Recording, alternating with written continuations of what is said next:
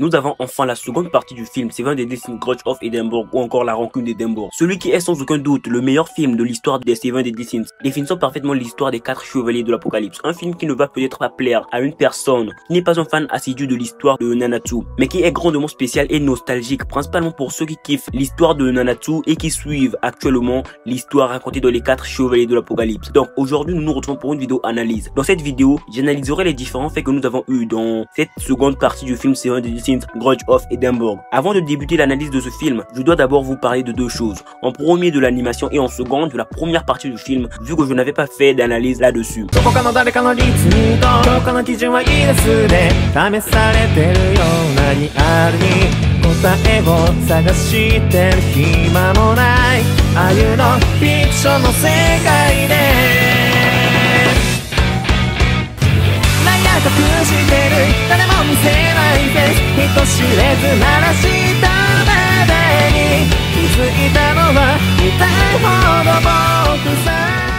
En fait, en regardant ce film, je me suis demandé pourquoi la plupart des gens détestent ce style d'animation. Même si je l'assume, la 2D a un truc qui ne cessera jamais de faire kiffer les gens. Je ne vais pas aussi nier le fait que j'étais un peu réticent quant au fait de regarder les deux parties de ce film. Car s'il avait été fait en 2D, j'allais vouloir le voir sans hésiter. S'il avait été fait avec la fusion de la 2 et de la 3D, je n'allais pas hésiter à le voir. Mais lorsque j'ai su que c'était en 3D, j'étais réticent. Mais étrangement, perso, j'ai aimé chaque seconde de ce film, même s'il était en 3D. Et d'après moi, ce style d'animation dépasse même de loin ce que nous avons eu dans les saisons 3 et 4 de Nanatsu. Ouais, ce style d'animation est bien supérieur au gâchis que nous avons eu au cours des 2 dernières saisons de l'anime Nanatsu. Les scènes de combat sont bien faites et l'animation parvient facilement à capturer et à transmettre les émotions des petits moments et gestes des personnages qui les font. C'est même plus authentique que ce que ça allait être si c'était le studio Marvel Jack qui s'en était occupé. Et aussi un truc que j'ai bien apprécié dans ce film, qui si nous l'introduisons dans un animé en 2D, il n'y aurait pas du tout de différence, sans bien évidemment les ailes démoniaques de Tristan. Ouais, car nous voyons bien, ils sont très vifs et bien animés. Outre la froideur et l'agression du mode démoniaque de Tristan, ça a été bien réalisé, donc j'ai énormément apprécié cela. Nous ressentons aussi bien l'impact des blessures dans ce film. Et donc, comment ne pas être en plein kiff d'avoir une animation comme cela, avec des scènes de combat aussi bien faites, ce que nous n'avons bien sûr pas eu au cours des 2 dernières saisons de l'anime Nanatsu. Donc, perso, cette animation ne m'a pas déplu. Si vous avez encore des réticences quant au fait de visionner ce film, en pensant que ce serait décevant à cause de l'animation 3D, je vous conseille vivement d'aller y jeter un petit coup d'œil. Vous ne serez pas déçus. Je vais peut-être me répéter, mais j'ai énormément kiffé ce film d'animation, même si c'était en 3D. Si nous avions eu ce genre d'animation dans les 2 dernières saisons de l'anime Nanatsu, alors ça n'allait pas du tout me déplaire. Mais pour être subjectif, concernant l'anime des 4 chevaliers de l'Apocalypse, je préfère largement la 2D. Mais dans tous les cas, si vous avez encore des craintes quant au fait de visionner les 2 parties de ce film, je vous conseille vivement d'aller les mater. Vous ne serez pas déçus, enfin je crois. Et aussi,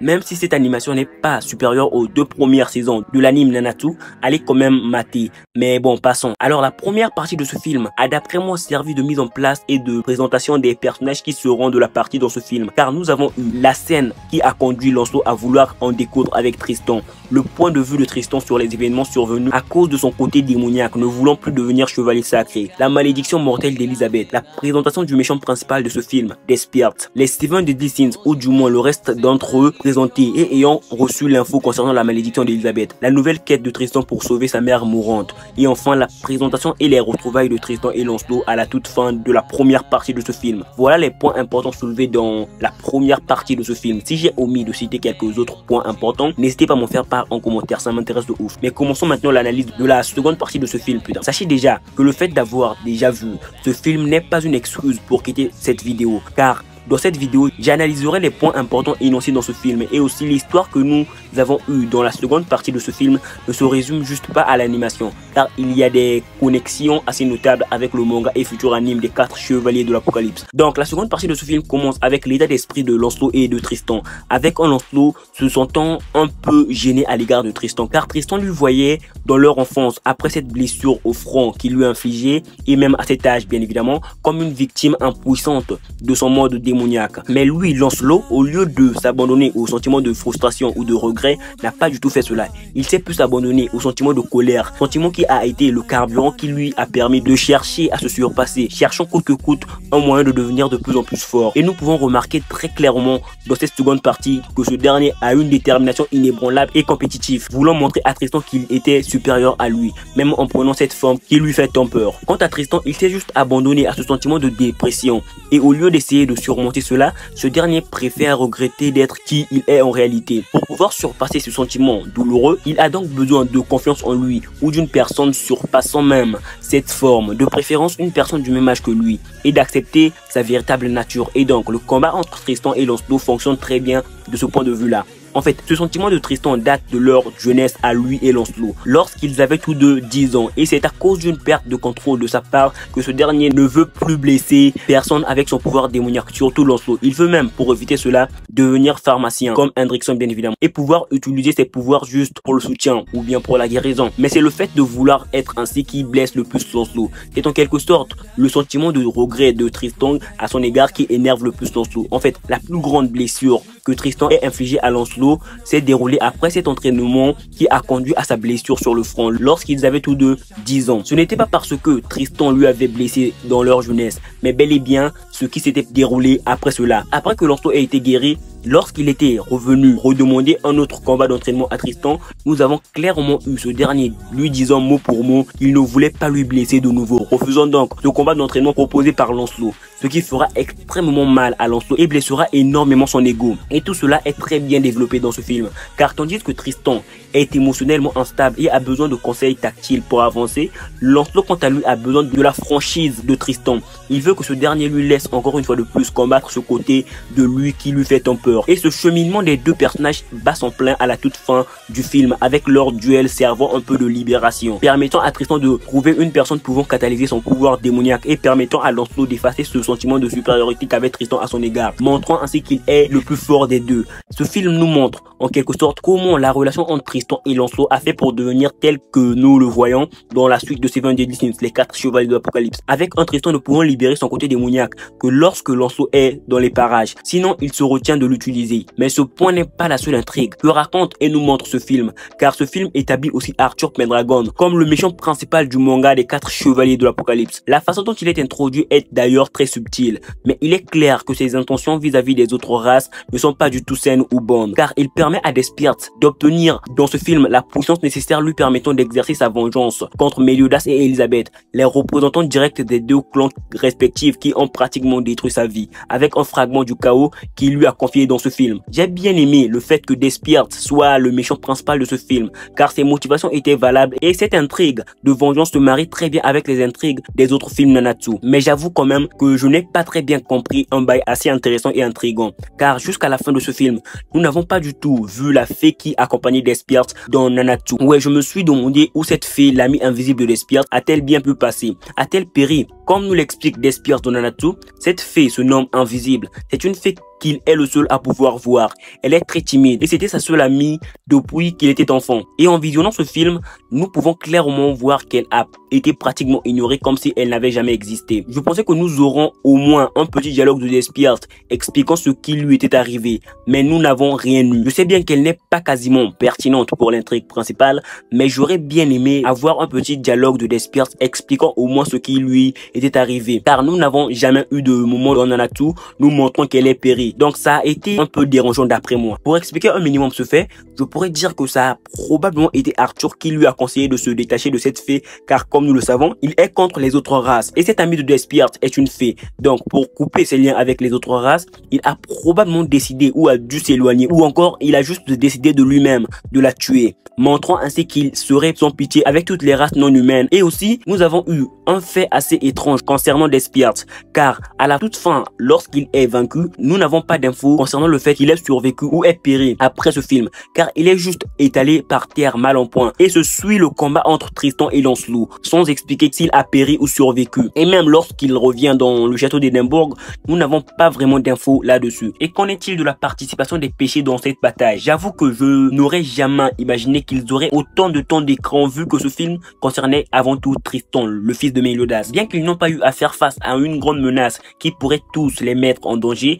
j'ai bien aimé le fait de les voir travailler de nouveau en équipe. Et les interactions entre eux apportent une certaine nostalgie des moments qu'ils ont passés il y a 14 ans au cours des événements de Nanatsu. Et en parlant de nostalgie, comment ne pas parler de la scène avec Diane propulsant Meliodas, Ban et Gaozer à Edinburgh, une scène qui est un classique de Nanatsu no Taizan. Cette scène est sans aucun doute la plus grande représentation du sentiment nostalgique de Nanatsu, parce que cette dernière fait exactement ce qu'elle avait fait dans la première saison de l'anime Nanatsu, en voyant exactement ces trois-là pour pouvoir sauver Elisabeth. Et là, dans ce film, ces derniers partent là-bas à Edinburgh en grande partie à cause de cette dernière Elisabeth, bien évidemment. Même si dans l'anime Nanatsu, c'était à Lyonnaise et c'est du pareil au même. J'ai bien aimé cette scène. Et en parlant d'Elisabeth, ce film n'a pas manqué de nous placer une scène permettant à cette dernière de littéralement briller. J'ai bien aimé le fait que cette dernière n'ait pas eu besoin d'être sauvée pour une seconde fois, montrant ainsi que ce qu'a fait son fils pour elle n'a pas servi à rien. Et nous avons aussi l'explication du pourquoi cette dernière a été touchée par cette malédiction alors qu'elle est si puissante. Elle a été touchée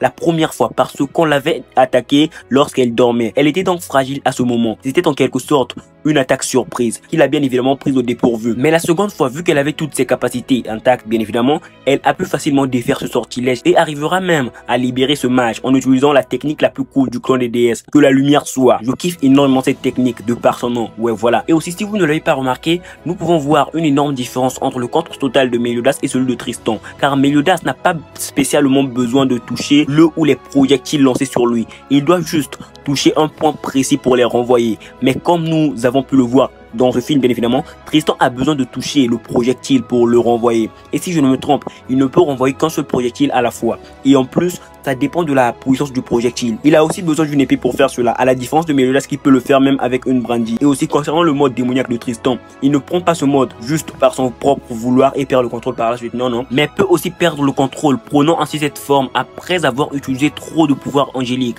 Et donc ce dernier s'est en quelque sorte retenu au cours de son combat contre Schwartz. Car s'il se donne à fond, même avec son pouvoir angélique, il perdra le contrôle et utilisera, même sans le vouloir bien évidemment, le pouvoir démoniaque. Car il ne contrôle pas encore son pouvoir démoniaque. Mais à la différence de ce film, dans le manga 49 of the Apocalypse, il peut en contrôler une faible quantité en activant partiellement le mode démoniaque. Donc, pour avoir le mode démoniaque dans le manga, surtout avec les combats à venir, nous pouvons possiblement avoir ce dernier utilisant trop de pouvoirs angéliques car il ne faut pas être sorcier pour déduire que ce dernier s'appuiera plus sur son côté angélique durant les combats à venir. Mais vu que Lancelot est avec eux, il pourrait peut-être se relâcher et activer son mode démoniaque pendant ces combats, car Lancelot pourra le faire revenir à la normale assez facilement s'il perdait bien évidemment le contrôle. Et aussi, il peut utiliser son pouvoir démoniaque à pleine puissance pendant quelques secondes sans perdre le contrôle dans le manga des 4 chevaliers de l'Apocalypse. Mais s'il l'utilise trop longtemps, il perd bien évidemment le contrôle. Mais bon, comme tout bon film, chaque histoire a ses défauts et ce film ne déroge pas à la règle. Mais avant d'énumérer les défauts de ce film, je dirais tout simplement que cela dépend du point de vue de chacun.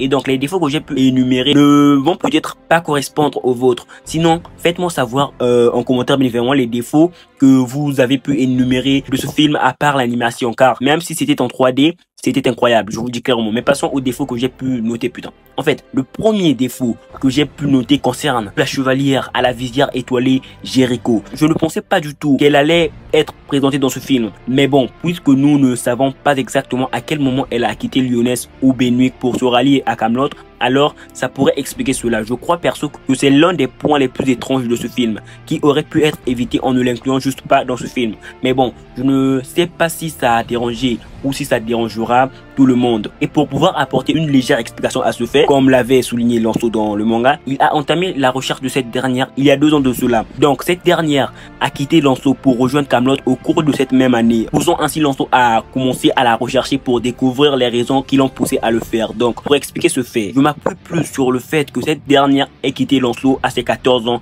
après les événements de ce film. Si vous avez d'autres suggestions là-dessus, n'hésitez pas à m'en faire part en commentaire. Un autre point assez déroutant que j'ai pu noter, c'est que dans ce film, il me semble que le but était que les péchés ne connaissent pas vraiment le réel but d'Arthur Pendragon. Peut-être en excluant Meliodas et Elisabeth, qui l'auraient compris, car l'un des démons capturés par Despiers leur parle après avoir été libérés par Elisabeth d'une grande puissance ou qu'ils ont été attaqués par cet humain. Nous voulons bien évidemment pas conclure le pacte de non-agression avec les humains bien évidemment, sans révéler qui était cet humain bien évidemment. Avec les autres péchés, ne semblons pas connaître la personne qui pourrait avoir cette puissance. Et ce fait n'est pas du tout expliqué. Meliodas traduit juste les mots de ce démon et n'essaie même pas d'expliquer ce fait à ses compagnons. Mais bon, je pense que lorsqu'ils sont revenus à Lyonnaise, lui et Elisabeth, ils en ont probablement parlé, ne voulant bien sûr pas impliquer les autres péchés. Seulement, nous savons bien que dans le futur, 2 ans après les événements de ce film, dans le manga Fortnite of the Apocalypse, ils n'auront pas d'autre choix que de le dire à leurs compagnons. Donc, ça aurait été d'après moi bon de souligner ce fait dans ce film.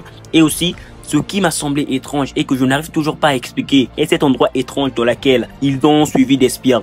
Et pour aller à cet endroit, nous pouvons voir que Despiert a ouvert un portail à l'aide de son sceptre chaotique. À l'intérieur, Lancelot a déduit que ce n'était pas Britannia. Et Despiert finit par dire lui-même que cet endroit était en fait une faille magique se trouvant dans une autre dimension. Et dans ce cas, le seul endroit où je peux imaginer qu'ils étaient à ce moment précis de l'histoire est le royaume éternel. Mais si c'est vraiment le royaume éternel, alors ce serait d'après moi étrange et incohérent. Car comme nous le savons à travers le manga des 4 chevaliers de l'Apocalypse, les chevaliers chaotiques ne peuvent accéder au royaume éternel que d'une seule façon.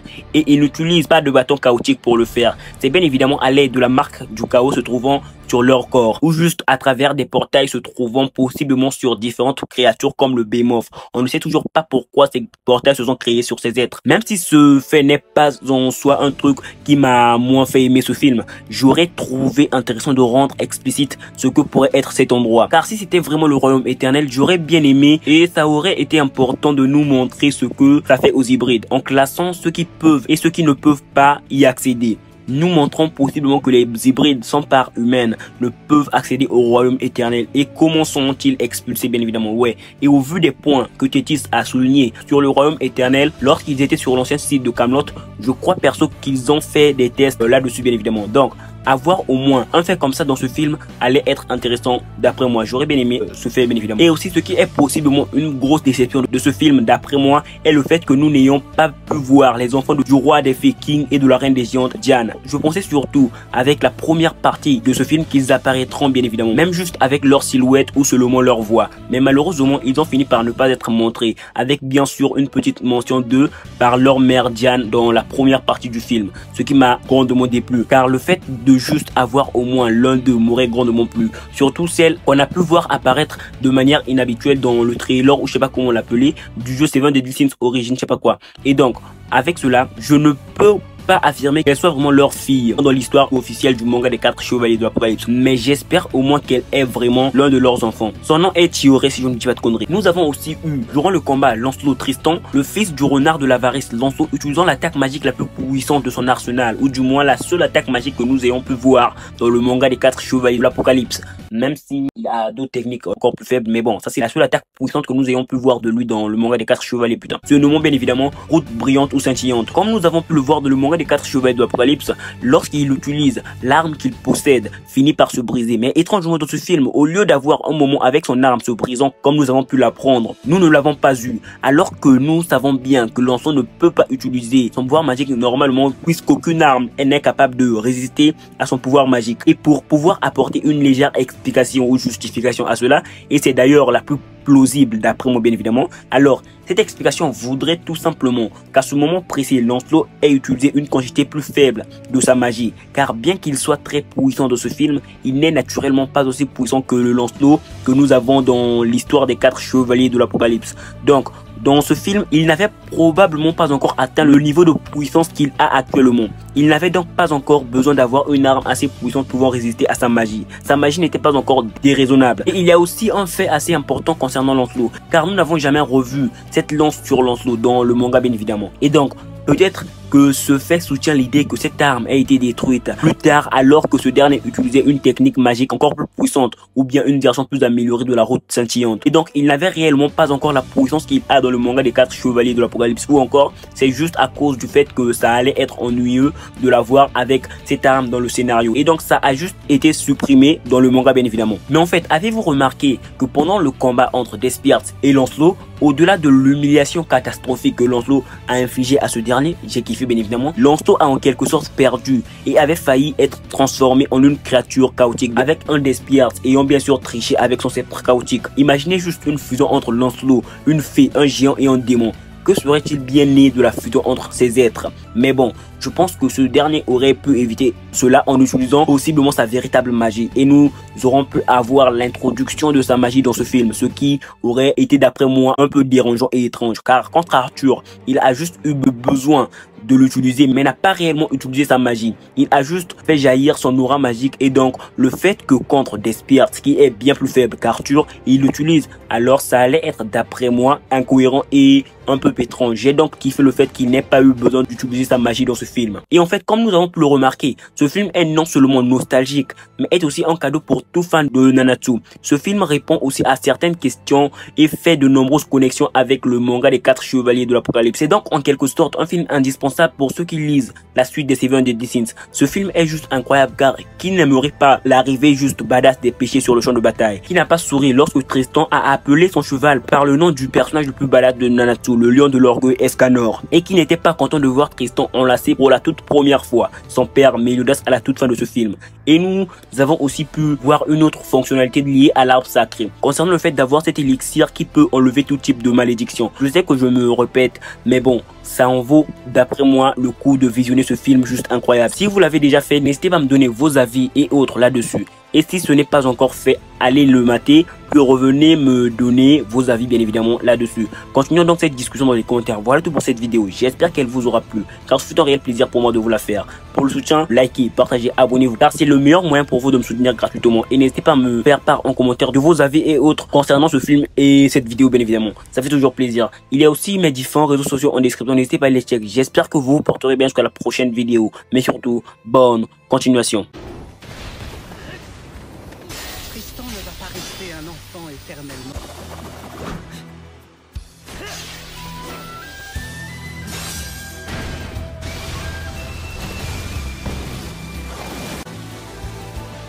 Route scintillante.